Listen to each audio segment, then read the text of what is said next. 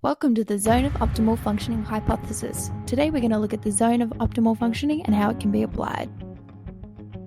This video will look at what this hypothesis is, the history, applications, examples, as well as future directions for the zone of optimal functioning. Hannon proposed that there was an optimal balance, which he developed an ideographic model, which is what we call the zone of optimal functioning today. He proposed that there were 5 major dimensions. When we're talking about this theory, it's hard not to think about flow. But flow is the theory of when we're feeling in the zone and is usually associated with time passing quickly. When we're talking about the zone of optimal functioning, this is an operational hypothesis used to identify peak performance for each individual in a sporting activity. This is the point where we may experience flow.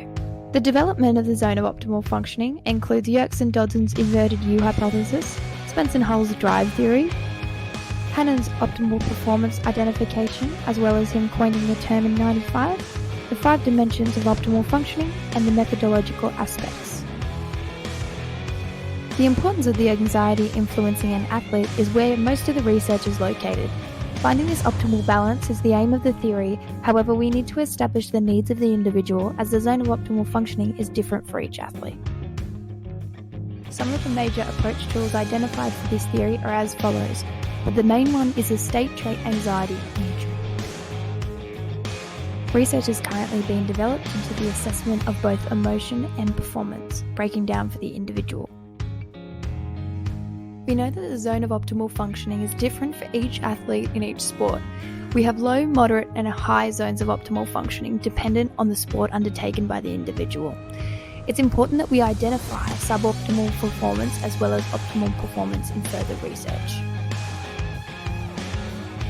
Hannon developed the 5 dimensions of the zone of optimal functioning to help address the anxiety-arousal relationship. This included form, content, intensity, time, and context. We know that emotions are triggered by a person's appraisals of relevant goals.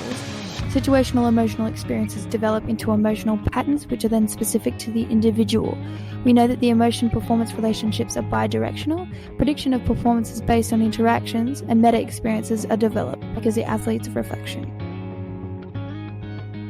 Alex Honnold is a free soloist who is the only person to ever free solo El Cap.